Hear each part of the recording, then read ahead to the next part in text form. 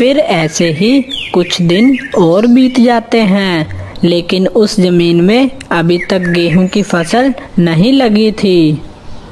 ये फसल तो निकलने का नाम ही नहीं ले रही। अब मैं क्या करूं? मुझे तो लग रहा है जब बारिश होगी तो बारिश के बाद ही जमीन में से गेहूं की फसल निकलेगी, लेकिन बारिश है कि होने का नाम ही नहीं ले रही। वहीं कालू कौवा भी बहुत ही गुस्से में बैठा होता है, क्योंकि चिड़े ने उस कालू कौवे से जितने दिन का वादा किया था अब उतने दिन हो चुके थे, लेकिन उस चिड़े ने अभी तक कालू कौवे के दाने वापस नहीं किए होते। अरे इस चिड़े ने तो अभी तक मुझे दाने वापस नहीं किए, पता नहीं कब करेगा। मैं अब इस चिड़े को नहीं छोड़ूंगा। मैंने उसको पहले ही बोल दिया था कि अगर इसने मुझे टाइम पर दाने वापस ना किए तो मैं इसके साथ बहुत बुरा करूंगा। अब तो इसकी खैर नहीं। फिर कालू कौवा बहुत ही गुस्से में उस चिड़े के घोंसले में आ जाता है। ऐ चिड़े, तुमने अभी तक मुझे मेरे दाने वापस नहीं किए। तुम मेरे दाने कब वापस करोगे?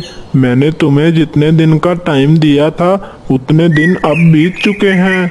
अब मैं तुम्हें नहीं छोड़ूंगा।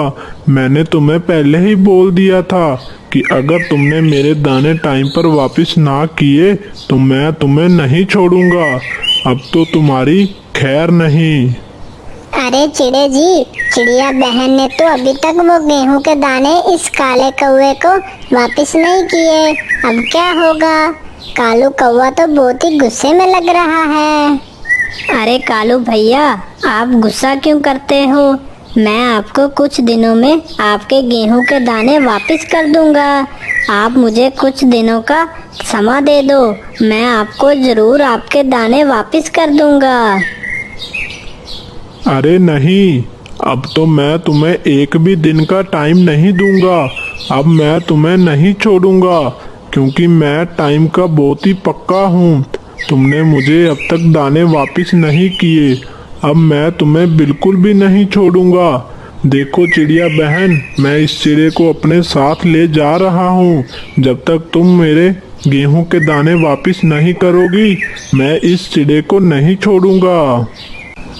कालू कौवा उस चिड़े को अपने पंजों में फंसाकर अपने साथ ले जा रहा होता है। कालू कौवा उस चिड़े को पेड़ से उल्टा लटका देता है। ऐ चिड़े, अब से तुम यहीं उल्टे लटके रहोगे जब तक तुम्हारी पत्नी मुझे मेरे गेहूं के दाने वापस नहीं करेगी। तब तक तुम यहीं लटके रहोगे। अरे अब मैं क्या करूं? ये कालू कौवा तो मेरे चिड़े जी को अपने साथ ले गया। पता नहीं ये कालू कौवा चिड़े जी के साथ क्या करेगा। अब मुझे कुछ तो करना ही होगा। किसी तरह भी कालू कौवे के गेहूं के दाने उसको वापस करने होंगे, तभी वो चिड़े जी को छोड़ेगा। चिड़िया टोनी चिड़िया के पास जाने लगती है। फिर वो चिड़िया टोनी चिड़िया के पास आ जाती है और टोनी चिड़िया से कहती है, अरे टोनी बहन, आपने अभी तक उस कालू कौवे के गेहूं के दाने वापस नहीं किए, जिसकी वजह से वो कालू कौवा चिड़े जी को अपने साथ ले गया है। पता नहीं वो कालू कौवा चिड़े जी के साथ क्या करेगा। अरे ये क्या कह रही हो? वो कालू कौवा चिड़े भैया को अपने साथ क्यों ले गया? अरे अब मैं क्या करूं? अरे करना क्या है? तुम जल्दी से उस कालू कौवे के गेहूं के दाने वापस करो, तभी वो चिड़े जी को छोड़ेगा। अरे वो दाने तो मैंने जमीन में बो दिए हैं और उस जमीन से अभी तक गेहूं की फसल नहीं निकली है। पता नहीं कब फसल निकलेगी। अरे चिड़िया बहन, कितने सालों से इस जंगल में बारिश नहीं हुई है। अगर एक बार बारिश हो जाए तो जल्दी से फसल निकल जाएगी और हम उस कालू कौवे के सारे दाने वापस कर देंगे और वो कालू कौवा चिड़े भैया को जल्दी से छोड़ देगा। हाँ, पर हम बारिश कैसे करवाएं? इसके लिए तो हमें बादल भैया के पास जाना होगा। आखिर बादल भैया ही बारिश कर सकते हैं। हाँ चिड़िया बहन, चलो चलते हैं। बादल भैया हमें पहाड़ियों के किनारे पर मिलेंगे। हम उनसे वहीं चलकर मिलते हैं। दोनों चिड़िया बादल के पास जाने लगती हैं। फिर दोनों चिड़िया बादल के पास आ जाती हैं और कहती हैं, बादल भैया, कृपा करके आप हमारी मदद कीजिए। हमारे जंगल में कई सालों से बारिश नहीं हुई है, जिसकी वजह से जमीन में फसल नहीं निकल रही है। अगर आप हमारे जंगल में चलकर बारिश कर दें तो हमारी फसल जल्दी से निकल जाएगी।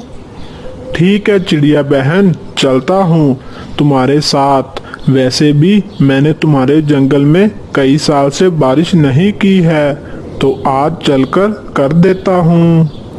फिर वो चिड़िया बादल को अपने साथ ले जाती है और 2-3 बादल मिलकर उस जंगल में बारिश शुरू कर देते हैं, जिसकी वजह से ज़मीन को भी काफ़ी अच्छा पानी मिल जाता है। बारिश रुकने के बाद उस जंगल में काफ़ी अच्छी गेहूं की फसल हो जाती है। टोनी चिड़िया बहुत ही खुश हो जाती है।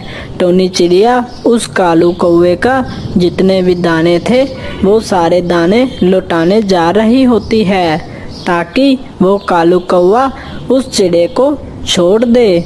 फिर टोनी चिड़िया कालू कौवे को उसके सारे दाने लौटा देती है। कालू कौवा उस चिड़े को आज़ाद कर देता है और चिड़िया खुशी खुशी रहने लगते हैं। वहीं उस जंगल में सारे पक्षी भी खुशी खुशी रहने लगते हैं, क्योंकि उस जंगल में उन्हें दाने की अब बिल्कुल भी कमी नहीं थी। इस कहानी से हमें ये सीख मिलती है कि अगर हम कभी भी किसी से उधार लें तो हमें उसके टाइम पर वापस कर देनी चाहिए, वरना ऐसे ही होता है। अगर आपको हमारी स्टोरी अच्छी लगी तो चैनल को सब्सक्राइब करना मत भूलिएगा।